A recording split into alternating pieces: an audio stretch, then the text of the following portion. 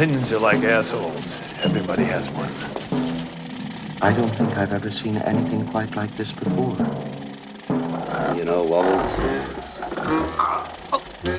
I'm kind of mad at you. And as a reasonable man, I'm willing to do whatever's necessary to find a peaceful solution to these problems.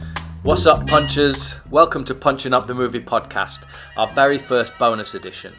It's been a few months since we released any content, so before we start the next season, Adam and I thought we'd gift you a mini episode about Killers of the Flower Moon, Five Nights at Freddy's, and some other bits and bobs.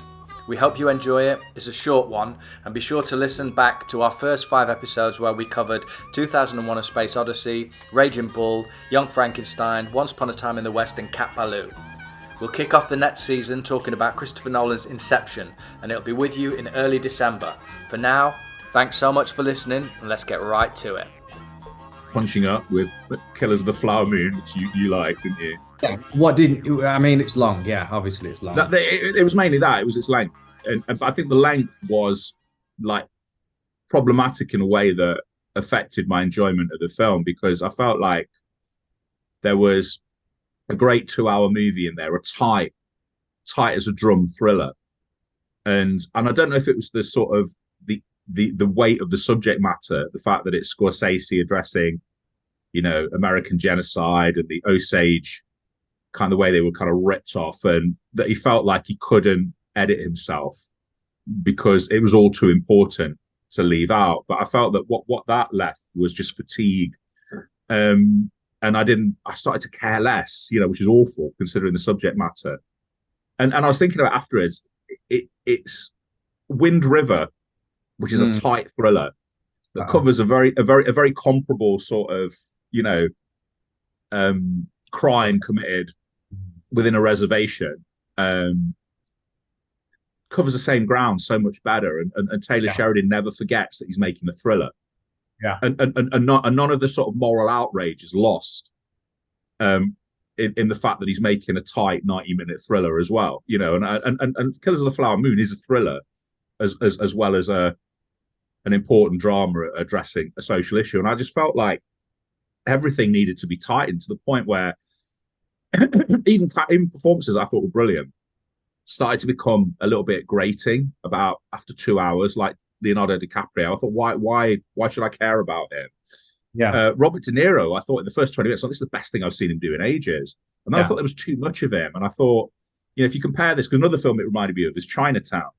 Yeah, because it's all about this sort of exploitation by billionaires of people for land rights. You know, it's water in Chinatown and it's oil in this.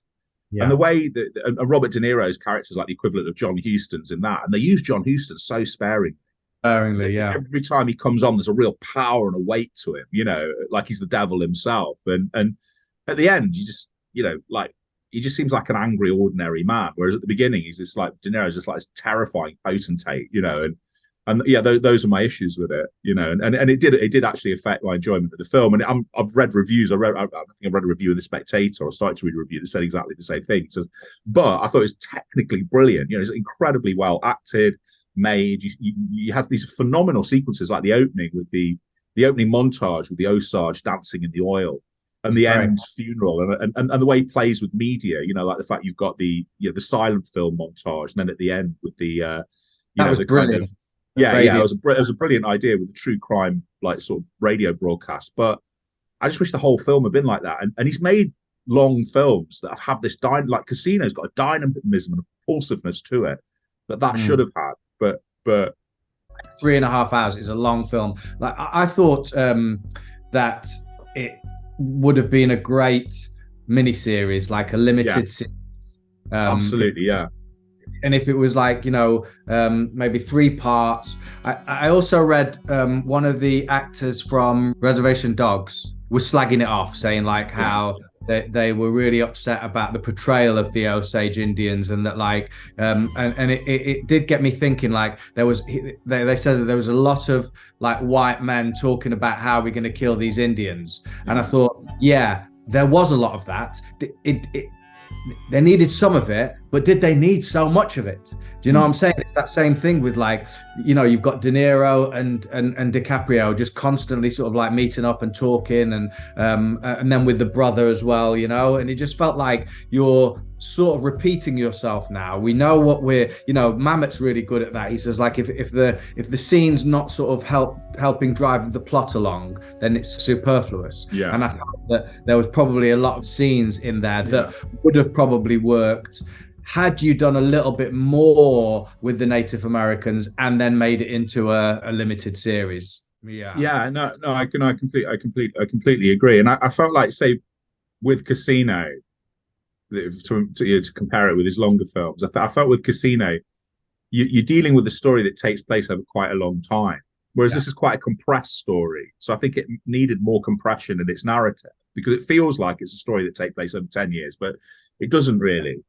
I'm not even sure what the time frame is, but it's not as long as Casino.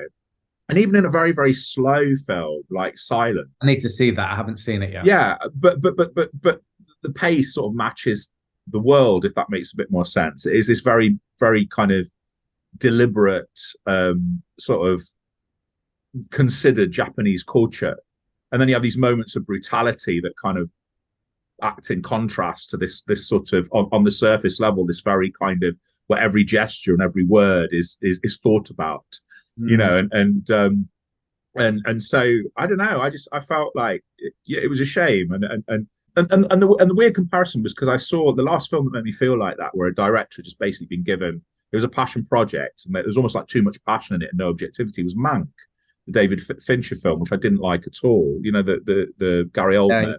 Yeah. And then last Friday I saw his new movie, The Killer. Oh, right. I saw it at the cinema, which is coming on Netflix, and it is brilliant. And really? it's almost like, I don't know if he did it consciously. I don't think he felt that anything wrong with Mank, but it's almost like everything that was wrong with Mank was right with The Killer. It was tight.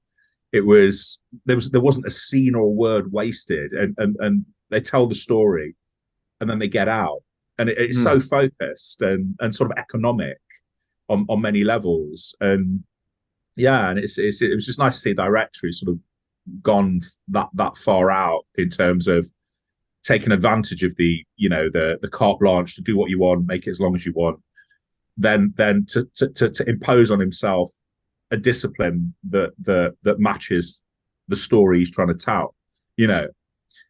So yeah, those were my thoughts. I'd read that Scorsese was influenced by Ari Aster, by the fact that he'd done a big Midsummer, big Beau is Afraid. Obviously, Beau is Afraid was like very divisive anyway, and I didn't really enjoy it as much as his previous two films. But he was saying that he wanted to give himself like space, allow this thing to open up. And you know what? Like, fair enough. He's Scorsese. He's done pretty much everything, and he's done it great. He's done it all in all different ways. I suppose as a piece of entertainment, stroke thriller, stroke historical piece, it doesn't work like it should have worked, really. No. As you said, like by the end with De Niro and DiCaprio in prison together, like it's like Porridge or something, like. It didn't really, you don't care, as you say, you don't care about the sort of the devilry of De Niro and DiCaprio was a bit of a whining little bitch the whole way through it anyway. Yeah, it was. It really felt like nice acting and everything, but if it's not constructed well. And then I read that Schoonmaker was upset that some places had put an intermission in, like around the world, like Brazil or something. She was like not happy about that. But they're putting intermissions in England now. Are they really? Certain cinemas have sort of taken it upon themselves to like put intermissions in, which I think is a good idea. I don't think it's. I don't know. They had one in 2001, didn't they? They have an intermission. They did, but that was put in specifically, like properly. Yeah. Like the director wanted that in. Yeah, like, that's the thing.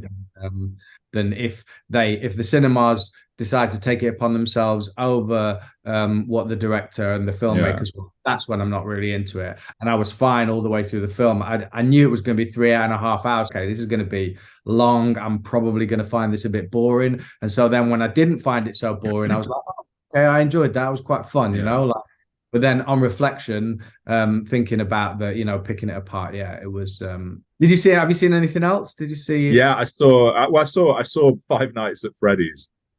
Fun, good. No, it was awful. It was. I'll keep my say. voice down because there's small members of people in the household that love Five Nights. I like the game. I think the game's great. I thought the film's abysmal. Yeah. I thought it was like I don't know if you've watched the game or played the game or anything. Played like little that. bits of it, yeah. But the reason it succeeds is because it's a very. I know there's a mythology that unfolds over the games. It's very simple, isn't it? You stay in a room, you watch monitors, you try not to let your electricity run out, and it's very static. It's very ambient. There's no music. A lot of the fear is generated by ambient noise and little chuckles from the monsters and things like that. And what they do is they just throw in loads of story. They've got sort of, is it Josh Hutcherson, who's like this bloke who suffered all this trauma to do with a missing brother, and they spend about 45 minutes setting that up before and then sort of tie themselves in knots trying to tie all the Freddy mythology to what's happened to him. And then when the attacks start happening, it's just not very exciting, not very well edited, not very gory, and it's scored, which and so they sort of kind of lose track of what makes the game scary, which is a still camera and lots of noise, one person in one location, and I felt like even though it was flagrantly a five guys named Freddy, a Five Nights at Freddy ripoff was the Nicolas Cage movie Willy's Wonderland, which I was going to say, which was a lot of fun, right? And does it better. That does it the way they should have done it. It's like you don't know anything about Nicolas Cage's character. They establish very quickly why these creatures. It's a sacrifice, isn't it? They're kind of possessed town fathers, and they keep the town. So they get that out of the way very quickly, and then the film is him in a building fighting these monsters and picking them off one by one, and you don't know anything about him. You don't need to. He's this in fact, that makes it more interesting that he's this kind of. He's this silent, possibly mute drifter, and they've just messed with the wrong drifter, and he's just taken them all out. And I thought, well, that's the Five Nights at Freddy's film I was hoping. And the irony is, like, the flagrant ripoff has done a better job. Yeah, it was packed. I've not, people queuing out of the cinema. I've not seen that for ages. All cosplayed up to the eyeballs. I'm just loving it. And I felt, why are you enjoying this? You're fans. They're clearly fans. They're laughing at like little in jokes. Completely over my head. Like someone says something in a diner, like something like lunch is the most important meal of the day, and they'll start wetting themselves. I thought, well, obviously that's for the fans. But I thought, why don't you want a better film? Why are you so happy with this? And people were cheering at the end. The audience was really annoying as well. There was lots of making like game noises and just chatting and laughing and saying things too loud and like photographing the screen. And I was quite amused to find out that fights had actually broken out in certain cinemas, or in one cinema in England there'd been a Five Nights at Freddy's brawl in the cinema. And I thought it was just, they were appalling audiences, and I just hated it. It was awful. And then I saw Psycho, which was a palate cleanser later that day. Nice. And then The Killer a couple of days later, which was just a joy, Right. Right. So there we are. It's my view. Very nice, mate. Very nice. Well, the only other film I think I saw apart from Killers of the Flower Moon was Once Were Warriors.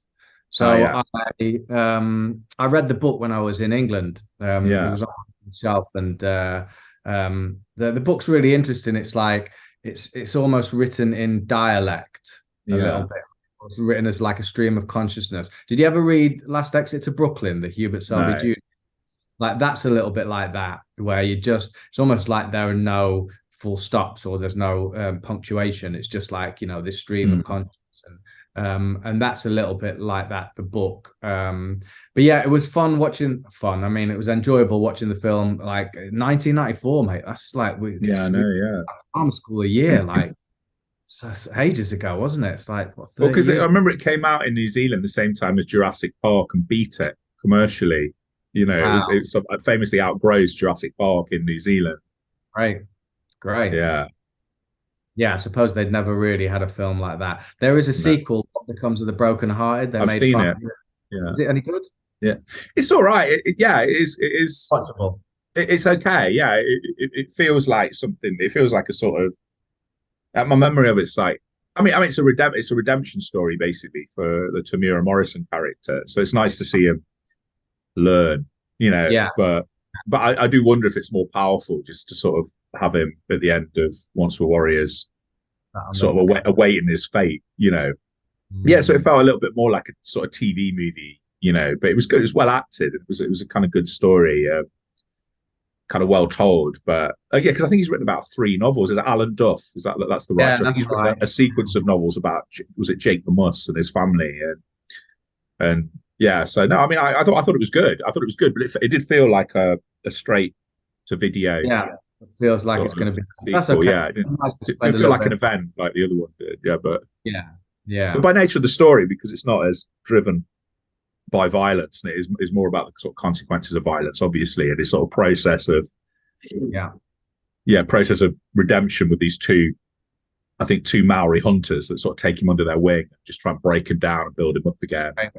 Teach him like manliness without sort of resort to victimization and sort of domestic violence and stuff like that. Yeah. Nice. Very good.